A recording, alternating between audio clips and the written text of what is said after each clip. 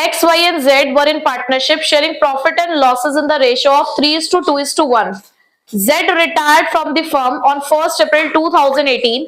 After adjustment, his capital account shows a credit balance of rupees 1 lakh on the date of retirement. Z is to be paid in 4 equal annual installments from 31st March 2019 along with the interest at the rate 10% per annum. Prepare the Z's loan account until he is paid the amount due to him. The firm closes its books on 31st March every year. अब question में क्या कहा गया है कि 3 partners है XYZ 3:2:1 में profit और लॉस शेयर कर रहे थे। Z की रिटायरमेंट हुई है 1 अप्रैल को और सारी एडजस्टमेंट्स करने के बाद उसका जो कैपिटल है वो 1 लाख रुपए का बैलेंस शो कर रहा है। ठीक है, दैट मीन्स हमें रिटायरिंग पार्टनर को 1 लाख रुपए देने हैं। उसके बाद उन्होंने कहा कि पैसा कैसे दोगे, 4 इक्वल एनुअल इंस्टॉलमेंट में, यानी कि अगर आपको 1 लाख रुपए देने हैं उसकी 4 इंस्टॉलमेंट बनाओगे 25-25 हजार रुपए की 10% के इंटरेस्ट के साथ। तो आपको तब तक जेड का लोन अकाउंट बनाना है जब तक कि उसका अकाउंट पूरी तरीके से क्लोज नहीं हो जाता। बहुत सिंपल होता है लोन अकाउंट बनाना, अगर आपको डेट वाइज उसको बनाना आ गया तो सिर्फ एक डेट का ही पग्गा पड़ता है। और जहां आपको स्टार्टिंग की डेट ही दे देते हैं तो कोई दिक्कत नहीं आती। दिक्कत कब आती है, जब loan mid of the year हो, मतलब ड्यूरिंग द ईयर हो, कोई भी साल का महीना अगर अलग से दे दिया तो दिक्कत आती है। अब यहाँ पे तो 1 अप्रैल से ही शुरुआत हुई है तो आपको कोई दिक्कत नहीं आएगी। ठीक है, कैसे करना है देखो। सबसे पहले हमने फॉर्मेट तो बना ही रखा है।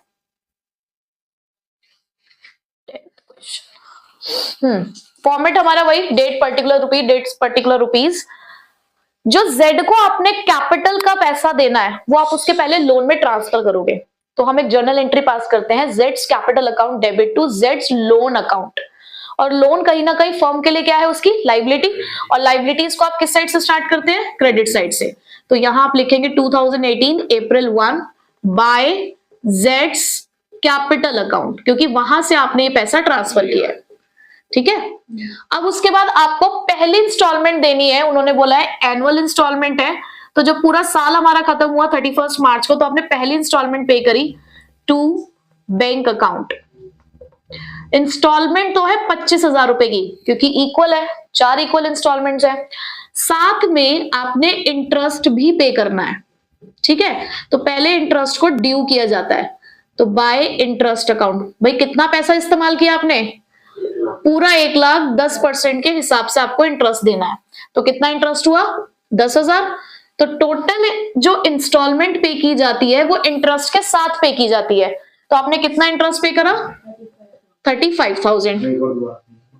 मैं जनरल एंट्री आपको इसलिए बता रही हूं कि अगर कभी क्वेश्चन रिटायरमेंट का ही जनरल एंट्री का आता है तो आपको पता होना चाहिए कि जब कैपिटल को लोन में कन्वर्ट करते हैं तो एंट्री होती है partners capital account debit to partners loan account. ठीक है, तो इसीलिए मैंने क्रेडिट साइड में बाय जेड्स कैपिटल अकाउंट लिखा कि पैसा ट्रांसफर हो चुका है 1 लाख।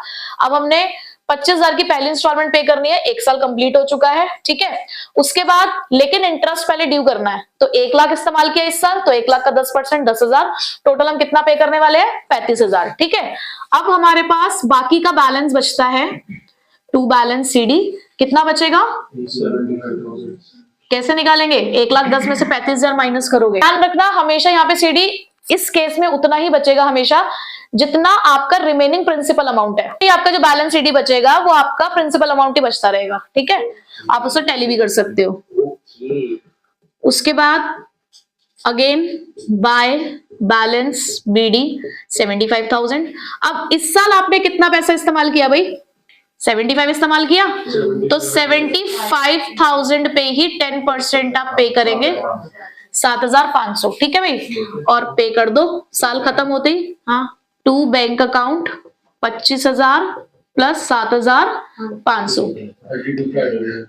32,500 क्या हुआ। उसके बाद टू बैलेंस CD कितना बचेगा, अब 50,000। बाय बैलेंस BD 50,000, 50,000 का 10%। अब इस साल आपने 50,000 इस्तेमाल किया, 5,000, 25,000 प्लस 5,000 कितना आया, 30,000। ठीक है, ये मेरी 3 0 होती है, ध्यान रखा करो। रिमेनिंग बैलेंस बचा आपके पास 25,000। लास्ट ईयर बैलेंस ट्रांसफर किया, इस साल का हम लोग क्या करेंगे, अब इंटरेस्ट ड्यू करेंगे। अब इस साल कितना पैसा इस्तेमाल किया आपने, 25,000, उसका 10% यानी कि 2,500। जी। आखिरी इंस्टॉलमेंट क्योंकि लास्ट ईयर चल रहा है हमारा, यहाँ पे लिखेंगे टू बैंक अकाउंट, 25,000 की इंस्टॉलमेंट, 2,500 का इंटरेस्ट, और ये हो गया आपका कितना 27,000। लास्ट इंस्टॉलमेंट पे करी 25,000 की, 2,500 का इंटरेस्ट, 27,500। अब कुछ हमारे पास बैलेंस ही नहीं बचा, तो हमारा लोन अकाउंट यहीं पे कंप्लीट होता है। ठीक है, ये बिल्कुल सिंपल वाला लोन अकाउंट था जिसमें क्या होता है, आपको अकाउंटिंग ईयर ही आपका लोन ईयर होता है। प्रॉब्लम आती है जब अकाउंटिंग ईयर लोन ईयर नहीं होता। ठीक है, वहां थोड़ा ध्यान देना होता है। Hari, Girdhari, Murari are partners in a firm sharing profit and losses in the ratio of 4:5:6। On 31st March 2014, Girdhari retired. On that date, the capitals of Banwari, Girdhari, Murari before the necessary adjustment stood at rupees 2 lakh। मतलब इनकी जो Capitals दे रखी है वो आपको बता रखी है कि 2 लाख, 1 लाख और 50,000 है। On Girdhari's retirement, goodwill of the firm was valued at 1,14,000। आपको पहली एक इंफॉर्मेशन मिली, सबसे पहली इंफॉर्मेशन हमें ये मिली है कि गुडविल आपको दे रखी है क्वेश्चन के अंदर 1,14,000 पूरी फर्म की गुडविल है। ठीक है, revaluation of assets and liabilities of the assets, revaluation of assets and reassessment of liabilities resulted in a profit of 6,000। आपको यहाँ पे revaluation का प्रॉफिट दे रखा है, कितना है वो है 6,000। General reserve in the books of the firm was rupees 30,000। General reserve 30,000 का है। The amount payable to Girdhari was transfer to his loan account. हम यहाँ पे जो भी गिरधारी को हमने पैसा देना होगा वो उसके लोन अकाउंट में हम ट्रांसफर करेंगे। Banwari and Murari agreed to pay Girdhari 2 yearly instalment of 75,000 each. वो कहते हैं कि हम आपको 75,000 रुपए की एनुअल इंस्टॉलमेंट देंगे, 2 इंस्टॉलमेंट देंगे, including interest 10% per annum on the outstanding balance. आपको यहाँ पे 3 इंस्टॉलमेंट देनी है, 2 ईयरली इक्वल इंस्टॉलमेंट है 75,000 की, 3rd इंस्टॉलमेंट हमें खुद निकालनी है और वो फर्म क्लोज करते हैं 31 मार्च को हर साल। जब भी आप लोन अकाउंट का क्वेश्चन एग्जाम में करेंगे, एक चीज हमेशा ध्यान रखना कि आपका फाइनेंशियल ईयर तो आपका यही चल रहा होगा April to March, but loan year क्या है। अगर लोन ईयर आपका फाइनेंशियल ईयर से अलग है तो इंटरेस्ट कैलकुलेशन आपको बहुत सोच समझ के करनी है। अगर मैं इस क्वेश्चन में देखूं तो देखो उसकी रिटायरमेंट 31 मार्च को ही हुई है, इसका मतलब सेम ईयर फॉलो हो रहा है। अगर यही रिटायरमेंट अगस्त में हो जाती, सितंबर में हो जाती, तो थोड़े से ध्यान से हमें काम करना पड़ता है। ठीक है, तो पहले तो मुझे यहाँ पर लोन अकाउंट उसका कैलकुलेट करना होगा। कैसे करेंगे, बट चीजों को जरा ध्यान से समझो। मुझे पहले उसका लोन अमाउंट निकालना है कि बेसिकली उसको कितना हमने लोन देना है, कितना कैपिटल उसका लोन में ट्रांसफर होगा। क्वेश्चन में इंफॉर्मेशन इतनी थी कि गिरधारी की कैपिटल 1 लाख की है, but it is before the adjustments, यानी कि इसमें अब तक हमने कोई एडजस्टमेंट नहीं करी है। क्वेश्चन में फर्म की गुडविल दे रखी है 1,14,000, रिवैल्यूएशन का प्रॉफिट है 6,000, जनरल रिजर्व है 30,000। तो सबसे पहले आप क्या करोगे, आप जितना भी शेयर बैठता है गिरधारी का, इन सभी चीजों को उसकी कैपिटल में प्लस करते जाओगे। जैसे कि कैपिटल में सबसे पहले प्लस करोगे उसका शेयर ऑफ गुडविल। कैसे निकालोगे भाई, 1,14,000 पूरी फर्म की गुडविल है, गिरधारी का शेयर कितना है फर्म के अंदर, हमारे पास रेशो है 4:5:6, जिसमें गिरधारी का शेयर ये वाला है, तो इसका मतलब 5/15। तो कैलकुलेट करिए गुडविल कितनी आ रही है,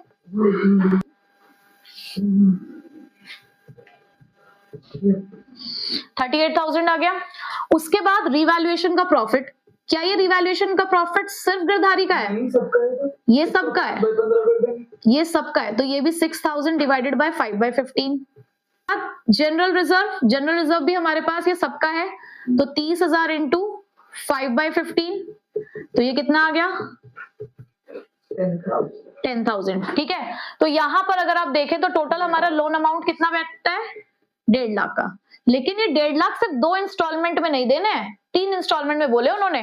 75 की इंस्टॉलमेंट में 1.5 लाख कंप्लीट हो रहे हैं, तो ये मत सोचना कि वहीं पे लोन खत्म हो गया है, उन्होंने 3rd इंस्टॉलमेंट की भी हमसे बात की है। ठीक है, तो ये हो गया हमारा लोन अमाउंट।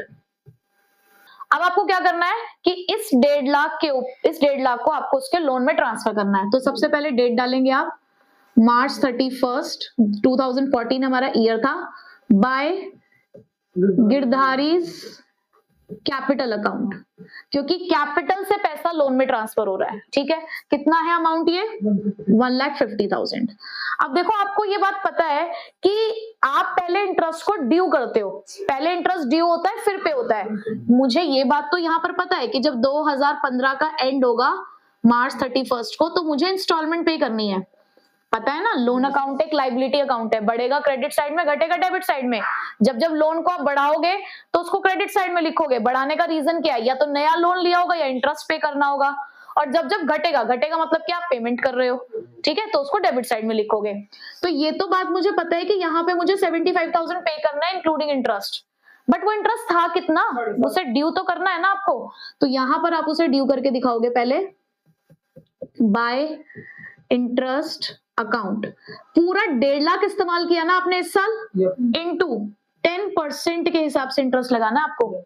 तो कितना इंटरेस्ट हो गया टोटल, 1.5 लाख का 10%, 15,000। तो इसका मतलब इस 75 में 15,000 का इंटरेस्ट है। तो प्रिंसिपल अमाउंट कितना हमारा 60, तो 60,000 प्लस 15,000 ये था। यहां तक बात समझ आ गई है, श्योर। अब यहां पर आप क्या निकालेंगे, इसका बैलेंस। बैलेंस कितना निकलेगा आपका 1000।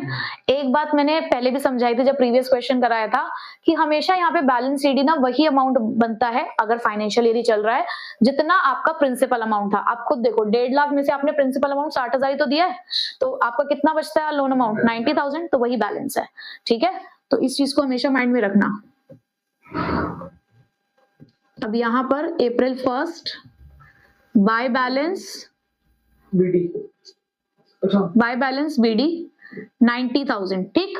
अब इंटरेस्ट ड्यू करोगे 90,000 पे, ठीक है, कब, साल के एंड में। बाय इंटरेस्ट अकाउंट, इंटरेस्ट आया 90,000 पे 10%, 9,000। अब हमें यहाँ पर एक बात पता है कि सेकंड इंस्टॉलमेंट भी क्वेश्चन में क्लियरली गिवन थी। हमें पता है कि 75,000 की इंस्टॉलमेंट है, लेकिन इस 75,000 में इंटरेस्ट कितना है 9,000। तो अब आपने प्रिंसिपल अमाउंट कितना पे किया होगा 90 माइनस 75 में से 9 माइनस करो, 66। तो 66,000 प्लस 9,000। तो अब यहाँ पर आपने निकालना है टू बैलेंस सीडी मार्च 31। बताइए कितना बचना चाहिए अब, तो 90 में से 66 माइनस करोगे कितना बचा आपका 24। और वैसे भी आप देखो बैलेंस अगर नॉर्मल भी करोगे तो भी यही आएगा। अब उसके बाद 2016 अप्रैल 1 बाय बैलेंस बीडी कितना बचा थर्ड ईयर का अमाउंट हमारा लोन अमाउंट 24,000। और उसके बाद आप इसका इंटरेस्ट ड्यू करोगे बाय इंटरेस्ट अकाउंट 24,000 का 10% 2400। क्या इसके बाद कोई कहानी आगे जाएगी, ये लास्ट ईयर है हमारा, तो to balance sorry to bank account आखिरी इंस्टॉलमेंट कितने की जाएगी अब भाई, जितना टोटल बचा है 26,400, तो 26,400, ठीक है। बताइए समझ आया यहाँ तक आपको, कोई दिक्कत नहीं। तो कर रहे हैं question number 42 which is on page number 5.80।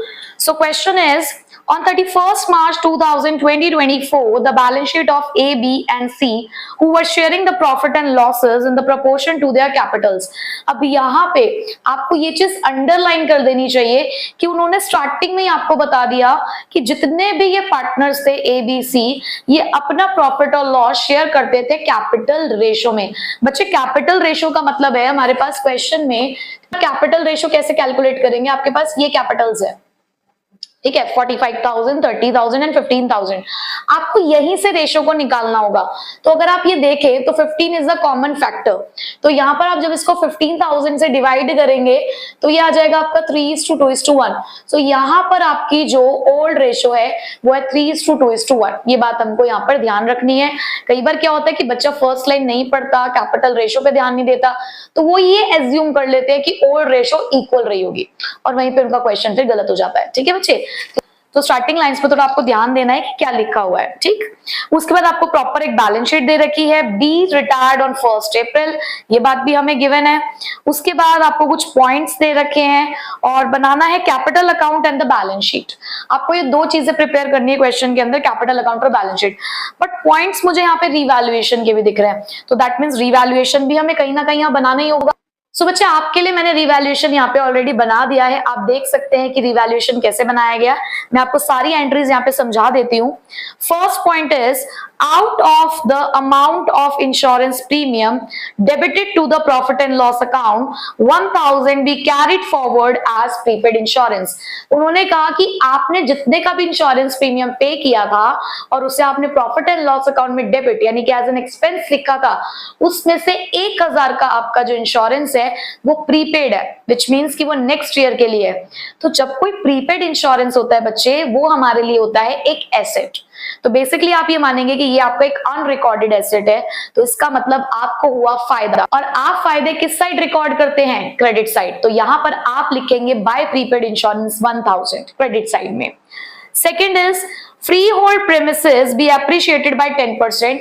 आपके फ्री होल्ड प्रेमिसेस जो 50,000 की आपकी बैलेंस शीट में दे रखी है, उसकी वैल्यू 10% से इंक्रीज हो गई है। Again there is a gain, तो गेन है आपके पास 50,000 इंटू 10% विच मीन्स 5,000 का, जैसे आप लिखेंगे कहा? Credit side of the revaluation. Provision for doubtful debts is to brought up to 5% on debtors. आपको प्रोविजन बनाने हैं डेटर्स के 5%, 10,000 के ऑलरेडी डेटर्स हैं, 5% का आपको प्रोविजन बनाना है। सो बच्चे 10,000 का 5% हुआ 500 रुपए। 200 का प्रोविजन आपकी बैलेंस शीट में ऑलरेडी बना हुआ है, तो और कितने से आपको प्रोविजन बनाना है? 300 रुपए से। तो डेबिट साइड में आप लिखेंगे to provision for doubtful debts 500 minus 200 which is equals to 300। Next, machinery भी रिड्यूस्ड बाय 5%। आपको मशीन को 5% से रिड्यूस करना है। आपके पास मशीन है 24,000 की, आपके एक एसेट की वैल्यू कम हो रही है। अब एसेट की वैल्यू का कम होना क्या है आपके लिए? लॉस। तो उस लॉस को आप रिकॉर्ड करेंगे किस side? Debit side of the revaluation. तो आपने लिखा to machinery account 24,000 into 5% which is equals to 1200। Next, liability for workman compensation to the extent of 1500 would be created। आपको वर्कमैन कंपेंसेशन के लिए 1500 रुपए की लाइबिलिटी क्रिएट करनी है बच्चे। तो 1500 रुपए की जो ये लाइबिलिटी है, क्या आपके पास इसके लिए कोई बैलेंस शीट में वर्कमैन कंपेंसेशन रिजर्व है? नहीं है। तो ये पूरी की पूरी आपके लिए है अनरिकॉर्डेड लाइबिलिटी, जिसको आप रिकॉर्ड करेंगे debit side of revaluation account, क्योंकि ये आपके लिए एक लॉस को रिप्रेजेंट करता है। उसके बाद गुडविल की बात हो रही है, कैपिटल की बात हो रही है, बी को पैसे देने की बात हो रही है, तो इसका रिवैल्यूएशन से तो कोई लेना देना नहीं है। सो बच्चे रिवैल्यूएशन अकाउंट हमारा प्रिपेयर हो चुका है। आपके क्रेडिट साइड का टोटल आ रहा है 6,000, वहीं पे आपके डेबिट साइड का टोटल है 3,000। सो डिफरेंस आया आपका कितना? 3,000 रुपीज। अब इस 3,000 रुपीज को आपने डिस्ट्रीब्यूट करना है among all the partners in their old ratio. तो यहां पर मैंने आपको ऑलरेडी रेशो निकाल के बता दी है 3:2:1। तो जब आप 3,000 को डिस्ट्रीब्यूट करेंगे 3:2:1 में, तो ये आएगा आपका 1500, 1000 और 500। बस आपका रिवैल्यूएशन अकाउंट बन गया। बच्चे रिवैल्यूएशन अकाउंट मैंने यहाँ बना के इसलिए नहीं दिखाया क्योंकि ऑलरेडी बहुत बार हम रिवैल्यूएशन बना चुके हैं, और अब आई होप कि आपको रिवैल्यूएशन सबको बनाना आता है। मैं जो ये एक्स्ट्रा क्लास दे रही हूँ आपको अकाउंटेंसी की, वो दे रही हूँ इन एडजस्टमेंट की वजह से, जिसका इफेक्ट जाता है सिर्फ पार्टनर्स कैपिटल अकाउंट के ऊपर। तो इसलिए मुझे यहाँ पर आपको वो चीज समझानी है, तो ये मैं आपको बना के समझा देती हूँ। सो बच्चों, अब बनाना है हमें पार्टनर्स कैपिटल अकाउंट। तो पार्टनर्स कैपिटल अकाउंट बनाते टाइम आप सभी को ये बात पता है कि सबसे पहला काम हमारा क्या होता है? सबसे पहले हम लोग ट्रांसफर करते हैं बैलेंस। तो भाई बैलेंस तो हम ट्रांसफर कर ही लेते हैं, बाकी की बातें तो बाद की है। पहले जो बेसिक चीजें हैं वो हमें करके रखनी है। कैपिटल एडजस्टमेंट क्या है वो तो हम बाद में भी कर सकते हैं, बट जो मेन बेसिक चीजें जो सभी चैप्टर्स में कॉमन है, उतना काम हमें करना आना चाहिए। ठीक है, तो हमने बैलेंस ट्रांसफर कर लिया है 45,000, 30,000 एंड 15,000। अब बच्चे उसके बाद आपने जब देखा तो लाइबिलिटी साइड में कोई रिजर्व नहीं है, एसेट साइड में कोई हमारे पास लॉस या फिक्टिशियस एसेट नहीं है। पॉइंट्स के लिए ऑलरेडी हमने रिवैल्यूएशन बनाया, वहां से हमें क्या मिला? गेन। तो यहां पर आप लिखेंगे रीवैल्यूएशन अकाउंट। कितने का गेन आ रहा था हमें? 1500, 1000 और 500। ठीक है, अब नेक्स्ट पॉइंट अगर हम देखें तो वो है गुडविल का। That goodwill of the firm be fixed at 18,000। पूरी फर्म की गुडविल 18,000 है, and B share of the same be adjusted into the capital accounts of A and C, who will share the future profits in the ratio of 3:1। अब यहाँ उन्होंने कहा है कि जो आपको गुडविल एडजस्ट करनी है बी और ए और सी के बीच में, आपको उनकी कैपिटल अकाउंट्स के थ्रू एडजस्ट करनी है और उनकी फ्यूचर रेशो यानी कि आपको न्यू रेशो दे रखी है 3:1। तो अब यहाँ पर आपने क्या करना है, अब आपको पता है कि जो गुडविल होती है वो गेनिंग रेशो में ही आपको डिस्ट्रीब्यूट करनी होती है। तो यहाँ पर आपको सबसे पहला काम क्या करना होगा, गेनिंग रेशो निकालनी होगी, न्यू माइनस ओल्ड। तो बच्चे अगर मैं ए की न्यू रेशो देखूं तो वो है 3/4 और उसकी ओल्ड रेशो है 3/6, हमने यहीं से निकाल लिया था। एलसीएम लेंगे आप 12 माइनस 6, 3/12, ये कर रहा है गेन। उसके बाद सी के लिए आप इसी चीज को कैलकुलेट करोगे तो 1/4 माइनस इसकी ओल्ड रेशो थी 1/6, एलसीएम लेंगे आप 12, ये आ जाएगा 3 माइनस 2, 1/12, ये भी गेन कर रहा है। तो गेनिंग रेशो आपको मिल चुकी है 3:1। अब उसके बाद आपको क्या काम करना है, आपको निकालना है 20 शेयर ऑफ गुडविल। पूरी फर्म की गुडविल अगर 18,000 है और बी का शेयर कितना है फर्म के अंदर 2/6, तो उसकी शेयर ऑफ गुडविल है 6,000 की। जैसे आप कौन सी रेशो में बांटने वाले हैं, इस रेशो में। तो यहां आप लिखेंगे बाय एज कैपिटल अकाउंट। आपको पता है ना गेनिंग पार्टनर को हम कहां लिखते हैं, गेनिंग पार्टनर को हम क्रेडिट साइड में लिखेंगे क्योंकि वो कॉम्पेंसेट करेगा हमारे रिटायरिंग पार्टनर को। तो यहां आ जाएगा 6,000 into 3/4 which is equals to 4,500। Likewise, by C's capital account 6,000 into 1/4 which is equals to 1,500। तो गेनिंग पार्टनर्स ने तो कॉम्पेंसेट कर दिया है हमारे आउटगोइंग पार्टनर यानी कि रिटायरिंग पार्टनर को। अब उसी रिटायरिंग पार्टनर की वजह से इन गेनिंग पार्टनर्स का शेयर भी कम हुआ है, तो वो आपको एंट्री इस साइड भी लिखनी होगी। ठीक है बच्चे, सो गुडविल भी लिख दिया हमने। आगे दे रखा है total capital of the firm as a newly constituted be fixed at 60,000। यही है कैपिटल एडजस्टमेंट जिसके लिए आपको ये क्वेश्चन कराया जा रहा है। टोटल कैपिटल उन्होंने कहा कि जो भी आपकी नई फर्म बनेगी उसकी टोटल कैपिटल 60,000 की है between A and C in proportion of 3/4 and 1/4 after passing entries in their accounts for adjustment, which means कि आपको ये 60,000 सिर्फ ए और सी के बीच में बांटने हैं उनकी न्यू रेशो के अकॉर्डिंग, और आपको एडजस्टमेंट भी करनी होगी क्योंकि कुछ किसी का शेयर ज्यादा आ रहा होगा तो किसी का कम आ रहा होगा। So that is actual cash to be paid और to be brought in by continuing partner as the case में बी। और वो कह रहे हैं कि एडजस्टमेंट की वजह से अगर आपको लग रहा है कि किसी को पैसे लाने की जरूरत पड़ रही है तो उसके लिए भी आपको कैश से एंट्री करनी है, और किसी को पैसे ले जाने की जरूरत पड़ रही है तो उसके लिए भी आपको कैश से एंट्री करनी है। बट मेन मुद्दा तो ये है कि पहले मुझे निकालनी होगी इनकी न्यू कैपिटल।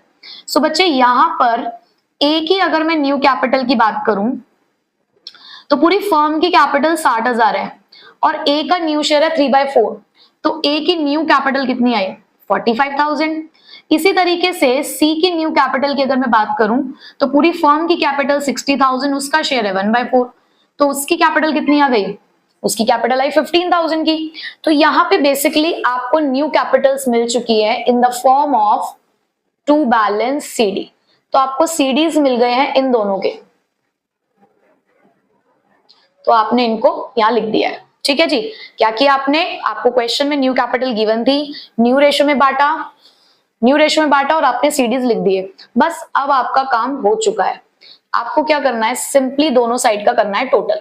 आप इधर का टोटल अगर देखें तो ये आ रहा है 49,500 ए का, और इधर का टोटल है 46,500, जिसका मतलब इधर का टोटल ही कम है।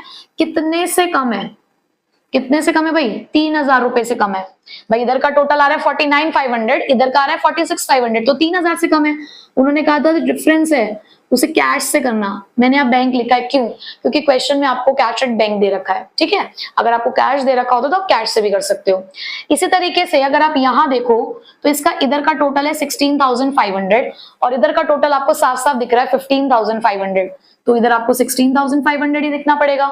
कितने से डिफरेंस आ रहा है, 1,000 से। देखो कुछ नहीं कर रहे हम, दोनों साइड को बैलेंस कर रहे हैं। आप नॉर्मली सीडी निकालते हो, यहाँ आपको सीडी उन्होंने पहले से ही दे दिया अपने वर्किंग नोट के अंदर। एक एडजस्टमेंट्स के थ्रू आपको यहाँ पे सीडीज ऑलरेडी प्रोवाइडेड हो गए, तो आपने सिर्फ बैलेंस किया, जो बैलेंस आ रहा है आपने उसको कहाँ ट्रांसफर किया, बैंक में। ठीक, और आपको पता है आपने इसी के साथ कैपिटल एडजस्टमेंट कर ली है। अब आती है बारी लास्ट पॉइंट की। उन्होंने कहा be paid 5,000 in cash and the balance be transfer to his loan account. अब उन्होंने बोला कि बी को तुरंत कैश पे कर दो 5,000 का, तो हम उसे यहाँ पे कैश पे कर देते हैं। टू बैंक अकाउंट 5000 और बैलेंस के लिए उन्होंने कहा है कि ट्रांसफर कर देना लोन अकाउंट में। तो ये भी आप बैलेंसिंग फिगर से निकाल रहे हो। अब आप देखो बच्चे, इधर का जो टोटल है आपका वो आ रहा है 37,000, ठीक है। तो इधर भी आपको 37,000 लिखना होगा। भाई अभी रिटायर हो चुका है तो इसका तो बैलेंस निकलेगा नहीं, इसको तो हमें पे ऑफ करना है। तो 5,000 तो हमने इसको दे दिए, 37,000 निकले थे, 5,000 हमने दे दिए, तो बचे हुए 32,000 क्या हो गए हैं इसके लोन में ट्रांसफर। बस यही थी कैपिटल एडजस्टमेंट। बहुत सिंपल कैपिटल एडजस्टमेंट थी, कुछ नहीं किया। न्यू कैपिटल को न्यू रेशियो में बांटा, दोनों साइड को बैलेंस किया। उसे उन्होंने बोल ही दिया था कि कैश में ट्रांसफर करो, अगर वो बोलते तो हम करंट अकाउंट में ट्रांसफर कर देते, ठीक है। अब मैं आपको इसकी बैलेंस शीट भी करा देती हूँ और आज की क्लास हो जाएगी कंप्लीट। तो चलिए बच्चों, अब जरा देख लीजिए बैलेंस शीट को भी, ये भी मैंने आप लोगों के लिए प्रिपेयर कर दी है। मैं आपको फटाफट से इसको समझा देती हूँ। आपको पता ही है कि जब भी हम बैलेंस शीट को प्रिपेयर करते हैं तो पुरानी वाली बैलेंस शीट ही हमारे लिए बेस का काम करती है। तो जिन चीजों में किसी भी तरीके के चेंजेस नहीं आए हैं वो मैंने ब्लैक पेन से लिखा है, और जिसमें चेंजेस आए हैं वो कुछ अलग अलग स्केचेस से मैंने यहाँ पर लिखा है। अब सबसे पहले बात करूं मैं क्रेडिटर्स की। क्रेडिटर्स में कोई चेंज नहीं था, 10,800 के थे, एज इट इज आपने लिखे। चेंज कैसे हुआ ये मैं कैसे पता चलेगा, रिवैल्यूएशन को देख लो। चलो एक बार रिवैल्यूएशन दोबारा देख लो। अब आप अगर रिवैल्यूएशन में देखें तो आपने यहाँ पे क्रेडिट साइड में फ्री होल्ड प्रेमिसेस को चेंज किया है, एक प्रीपेड इंश्योरेंस नाम का न्यू एसेट है आपके पास। वहीं पे डेबिट साइड में अगर आप देखें तो आपके पास मशीनरी है, प्रोविजन फॉर डाउटफुल डेट्स है, और एक अनरिकॉर्डेड लाइबिलिटी है आपके पास, लाइबिलिटी फॉर वर्कमैन कंपेंसेशन। तो आपको ध्यान रखना है कि इन सभी चीजों को आपको बैलेंस शीट में भी इसको रिकॉर्ड करना होगा। उसके बाद तो क्रेडिटर्स में तो कोई चेंज नहीं था, अभी हमने रिवैल्यूएशन देख लिया है, 10,800 से आपने क्रेडिटर्स लिख दिए। Outstanding expenses as it is 5,000 के हमने लिखे। उसके बाद कैपिटल अकाउंट्स है। अब कैपिटल अकाउंट्स आपके चेंज हुए थे, तो जरा आप देखो यहाँ पे कैपिटल अकाउंट्स के अंदर ये जो न्यू कैपिटल बैलेंसेस हैं 45,000 और 15,000, यही कैपिटल के बैलेंसेस आप लिखेंगे।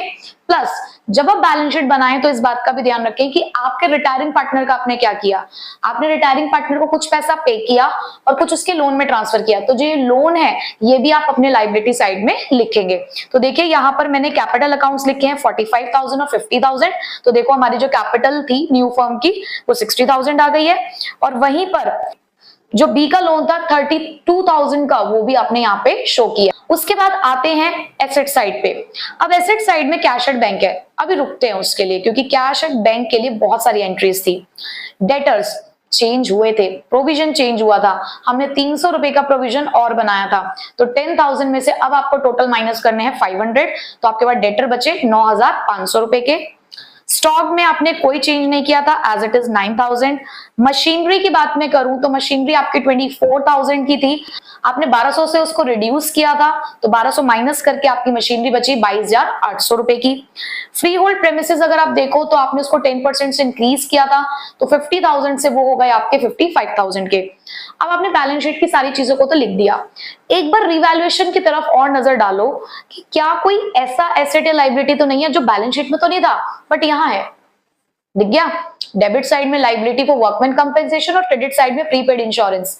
तो लायबिलिटी जो है वर्कमैन कंपेंसेशन की वो आपने लायबिलिटी साइड में लिखा, वर्कमैन कंपेंसेशन क्लेम के नाम से 1,500, और प्रीपेड इंश्योरेंस 1,000 रुपए के आपने लिखे अपने एसेट साइड में। ठीक है बच्चे, तो यहां तक का काम तो हमने कर लिया। अब यहाँ पे जो आपको मेन बात और ध्यान रखनी है वो है कैश एट बैंक। आप चाहें तो डायरेक्ट कैलकुलेशन भी कर सकते हैं कि जो हमारे पास पैसा आया वो आप बैंक अकाउंट में प्लस कर दो, जो पैसा गया उसको माइनस कर दो। बट एक प्रेजेंटेशन पॉइंट ऑफ व्यू से बोलूं तो जब इतनी सारी एंट्रीज होती है ना तो आप अकाउंट बना ले करो, छोटा सा बनता है। तो मैंने आपके लिए कैश एट बैंक अकाउंट भी यहाँ पे बनाया है। तो सबसे पहले क्योंकि बैंक हमारे लिए एक एसेट है, एसेट के ओपनिंग बैलेंसेस क्या होते हैं, डेबिट। तो आपने टू बैलेंस बीडी जो बैलेंस शीट के अंदर आपको 13,000 रुपए दे रखे हैं वो आपने लिखे। अब ये जो बैंक अकाउंट आपने क्रेडिट साइड में लिखे हैं, बेसिकली ये 3,000 और 1,000 हमारे पार्टनर्स लेकर आए हैं बिजनेस के अंदर। तो आपने क्रेडिट साइड की एंट्रीज को कहां ट्रांसफर करना है, डेबिट साइड में ट्रांसफर करना है। तो आपने लिखा to A's capital 3,000, to C's capital 1,000। अब उसी तरीके से डेबिट साइड में देखो आपने यहाँ बैंक पे भी किया है, बैंक से आपने पेमेंट भी करी है 5,000 की, तो इसे आप कहां लिखेंगे, क्रेडिट साइड में, इस नाम से बाय बीज कैपिटल अकाउंट 5,000। तो अब आपने बैलेंस जब निकाला तो आपके डेबिट साइड का टोटल आ रहा है 17,000, उसमें से आपने माइनस किया 5,000, तो बाय बैलेंस सीडी निकला आपका 12,000। और यही 12,000 आपने लिखा अपनी बैलेंस शीट में और आपकी हो गई है बैलेंस शीट टैली और आपका बैलेंस शीट का टोटल आया 1,09,300। बस इतना ही करना था आपको। जो आज